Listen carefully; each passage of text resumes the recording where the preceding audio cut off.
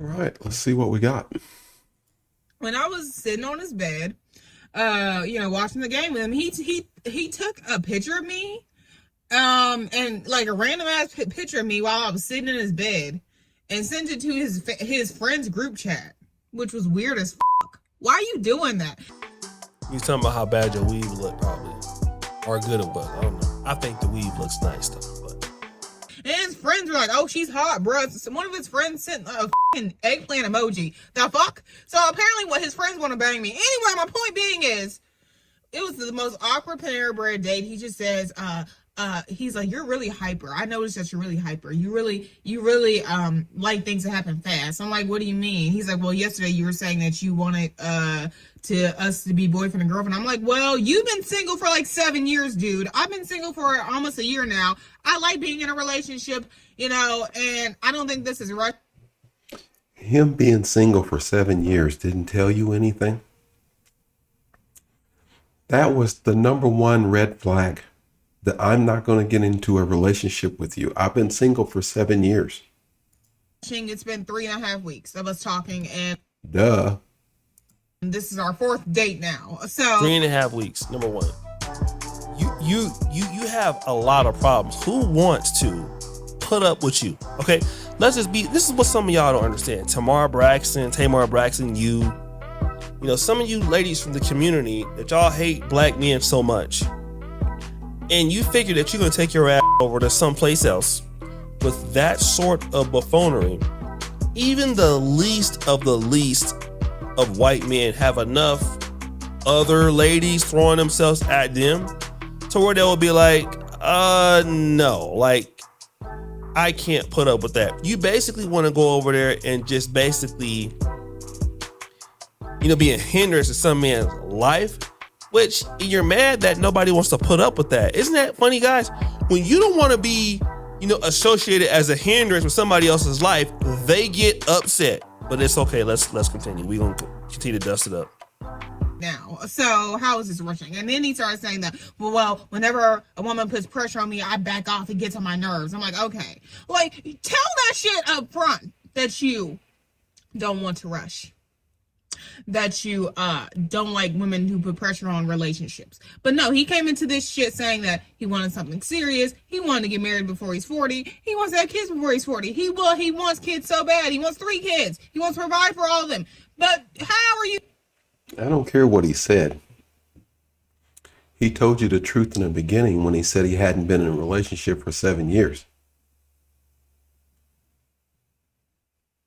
You knew from right then he was going to tell you what you wanted to hear. Yeah, I want to be in a relationship. I want to get in a relationship.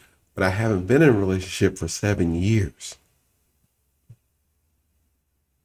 That was your red flag. You're going to provide when you have to live with, anyway, his roommate But why 7 years? See, that's why you're frustrated, because you didn't catch that red flag. But you knew that, right? See, this is what happens when you hate on black men. You throw yourself at white Zaddy, and he can't even cook you salmon. He took you to Panera Bread, so he can't do nothing for you.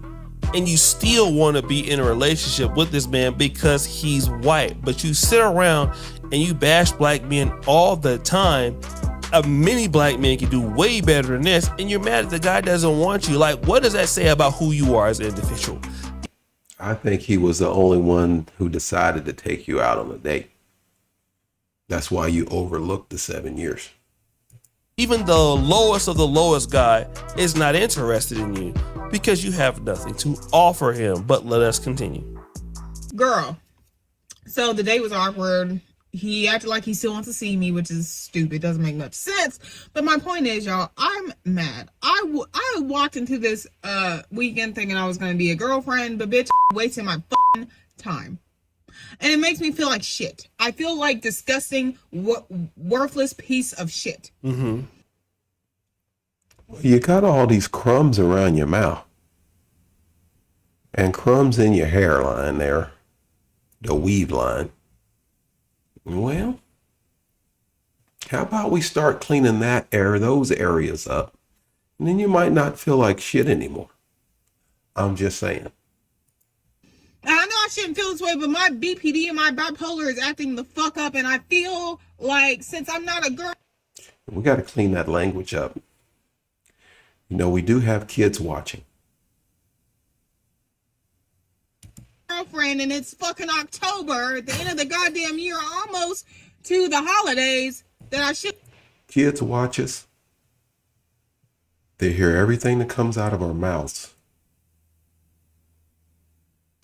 Have a man. I should have a boyfriend, but I don't. It's that mouth. Not only the crumbs around the edges of it, but that garbage that's coming out of it. I'm sure it's not a pleasant smell either. And in 2 months, it'll be fucking Christmas time, and no one's gonna be buying me gifts but my fucking family. I'm embarrassed. I feel worthless. That I love being a girlfriend. I have so much fucking love to give. And it's like, what? Oh boy, here comes the tears. And they sound like they're going to be fake crocodile tears. I almost said fake ass crocodile tears, but I'm trying not to talk like this woman. Why doesn't no one want my fucking love? Why doesn't no one want my fucking love? That's some of the fakest crying I've ever seen. Yo, I just want to cry. Okay, I'm not gonna go into the whole bipolar breakdown because I'm not really concerned with that. But you don't be breaking down when you be insulting black men on it. You don't be crying in. See, this is what I'm talking about. You have so much love to give, but you also have a lot of problems to give. And you ain't the only one that thinks like this. A lot of y'all out there, in the dating market feel like you have so much to give somebody to yourself. That's just, I feel like I could play point guard for the Los Angeles Lakers. It's a goddamn lie, but I feel that way about myself. That don't make it true. What about what other people think you got to give? Probably you don't understand or don't care that to the other person, you ain't got a goddamn thing to give, right? You don't have shit.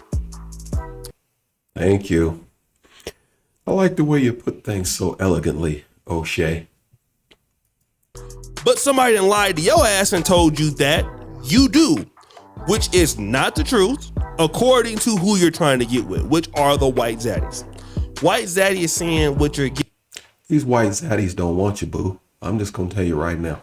Let's keep it 100 here. Giving is not enough. But it's the same thing that everybody else is saying. Like, you spend so much time tearing down black men that you don't improve yourself. And this white man, where's Waldo, like David Carey say, he doesn't want to. And she has many episodes like this on her channel in which she's over there talking about this white guy won't date me. He left me. He's broke. He's dusty. He's all of this. Just go look at it. It's hilarious. So guys, what do you think? It's your boy. I'm going to check it out. O'Shea Duke Jackson. Love what you're doing, sir. Keep up the great work. Cut.